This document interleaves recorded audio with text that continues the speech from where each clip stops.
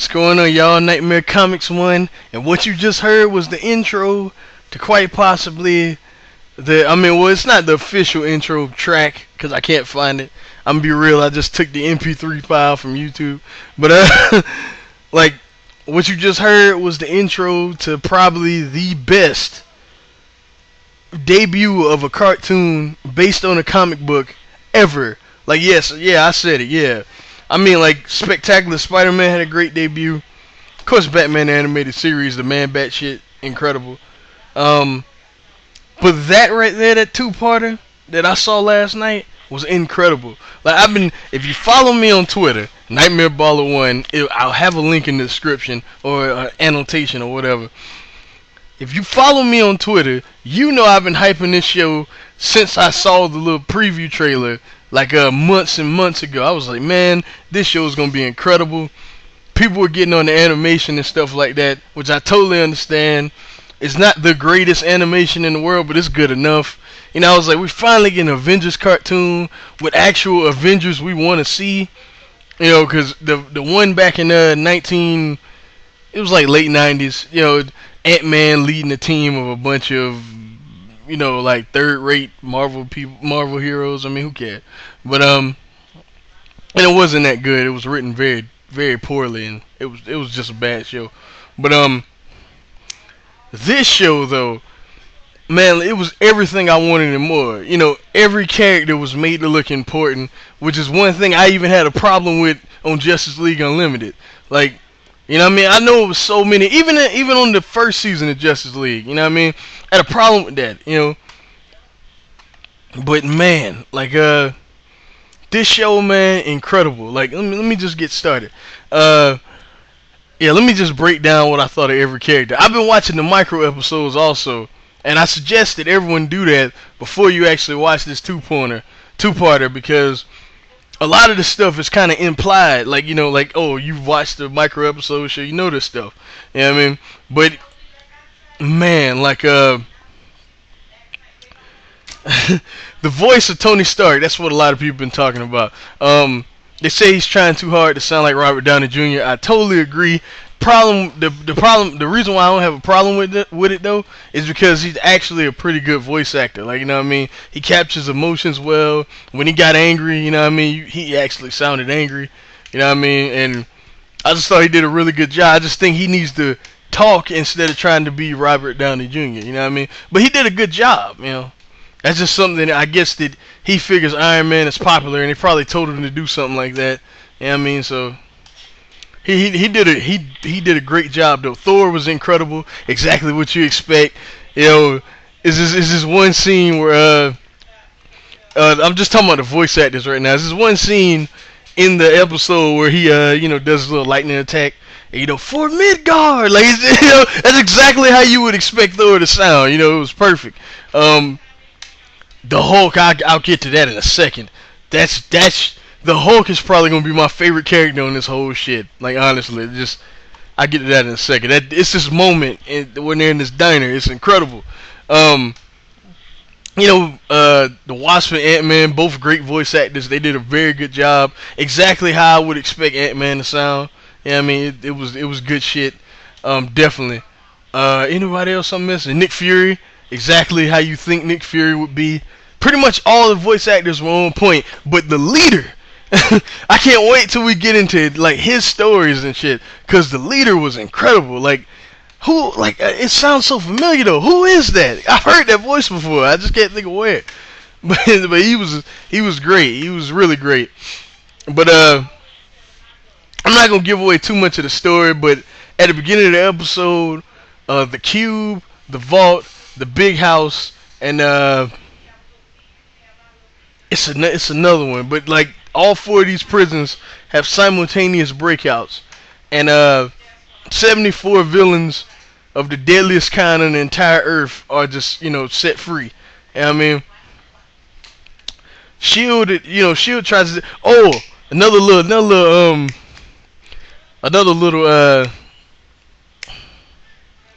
just a little tidbit. At the beginning of the show, what's her name? Von Bartis, the bitch from Secret War. I think that's her name. was it Secret War? The shit with Nick Fury and Iron Man and Captain America. It's on Marvel Ultimate Alliance too. If you ever played it, it's also based on a comic book. But I think her name is Maria Von Bardis or something like that.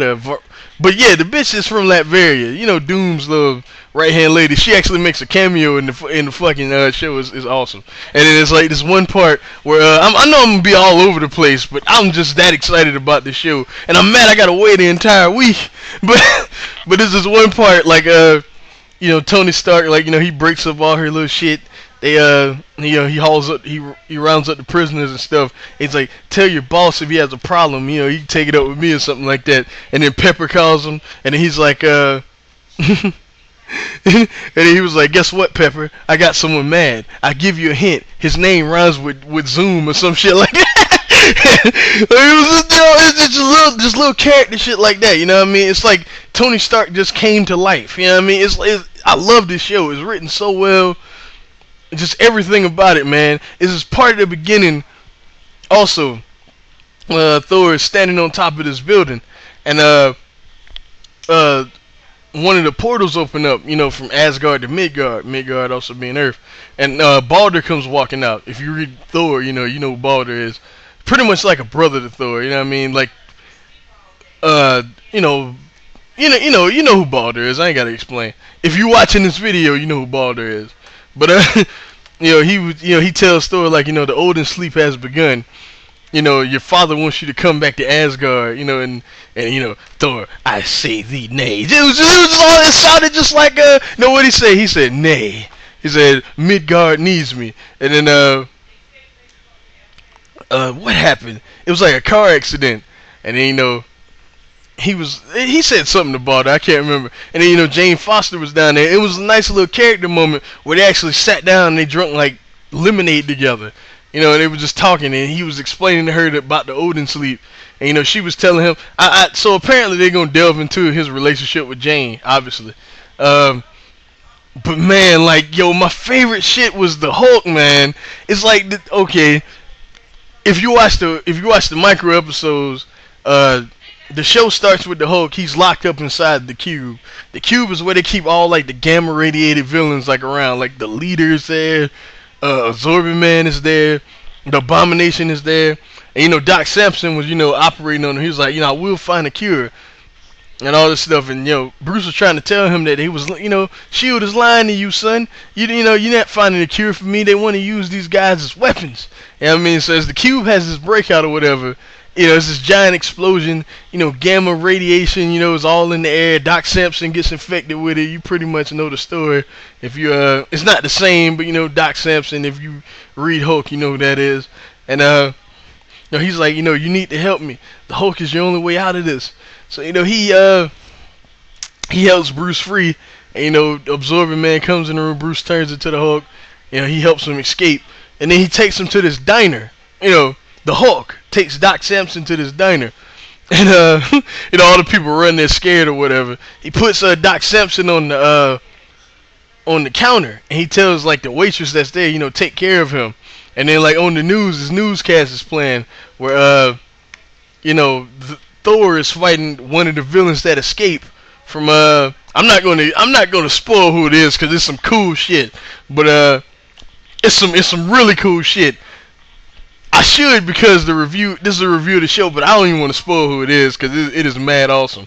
But Thor is fighting a villain in the air, and I know I'm gonna end up spoiling who it is by the end of this review. And then he looks at the window, and he sees like a reflection, and like, you know how when he's the Hulk and when Bruce is Bruce, he hallucinates and he, you know, thinks he sees the Hulk talking to him, and the Hulk thinks he sees Bruce talking to him. Bruce tells the Hulk, like, you know, you should go help Thor. And then the Hulk says some shit like, what he said, when has Thor ever helped us, or something like that. And then he was like, it'll help you in the eyes of the public and things like that. And then the Hulk was like, you know, if I do something for you, you do something for me. And then he was like, you know, if I do this, I stay. You become the, you know, you go or something like that. Like, I stay out. I stay the Hulk forever or some shit like that. So, as you know, he ends up doing it. And, I'm pretty sure, that's gonna change later on in the series. But he ends up doing it. He ends up helping them and all this stuff. It's just like the best thing about the show was just the little character moments. You know what I mean? Like if you've been reading the comics, you know what I'm saying? This show is for us. Like finally, it's not a show that's trying to cater to everybody. It's catering to us. I mean, even though it ends up doing it, but it's catering to us. You know what I mean? And even the shit they change, in many ways is better than the actual comic, minus the origin of the villain that is in the that they fight. I want to just tell y'all, but it ruined the whole just awesomeness of the moment. But yeah, it was amazing, man. It was so fucking amazing. Like who else I did? What else did I talk about? Oh yeah, we don't have no Captain America yet, because they're actually going by the origin of the Avengers. Yeah, I mean Captain America was found later, like the original origin. And no Black Panther yet, because I'm pretty sure y'all seen him on a lot of the previews, but not yet. I think in like 3 weeks he's gonna be on the show or something like that. Man, like a great debut episode. One issue I have with the show, that when all the villains, and this is not really an issue because they're obviously gonna explain this later, obviously, because this looks like it's gonna be the plot of the show. But and if you watch the micro episodes, you know who's responsible for all the breakouts. Well, we have a good idea who it is. If you watch the micro episodes, you can pretty much guess who it is. I don't want to ruin it. Just watch those micro episodes. But what was I gonna say? Yeah, they did not do it. They did not explain at all who a lot of those villains were. Now, granted, I know a lot of them because, like I said, I'm a comic book geek. I'm pretty sure a lot of y'all watching this video know a lot of those villains. But like I said, even though they're not trying to cater to maybe the casual Marvel fan, they still should have, at least explained who most of these guys. They didn't. Like Baron Zemo, they didn't say his name the entire time. And if you read Captain America, or anything else from from that, you know what I'm saying? Like who that is. You know how important he is. It's like a story arc that just passed with Bucky fighting Baron Zemo Jr. You know what I mean? So he's a very important villain, and they didn't explain who he was at all. And they didn't explain who Baron von Strucker was either. Like if you saw the micro episodes, you knew who he was, but they didn't even say who he was. Like they showed him on the screen. I mean on the episode and everything. Like it was weird. But yeah, all in all, man, it was a good show. Except Crimson Dynamo's out. I gotta mention this. Crimson Dynamo look like shit. He like a giant orange refrigerator with arms. Like I know he's big, but man, come on, that sucked. But all in all, man, amazing episode. This is not the best review at all. I did not even go in depth about the plot. I'm pretty sure shit I'm forgetting, but I'm that excited about the show. I am that enthusiastic about this show, and I'll talk to y'all later. Peace.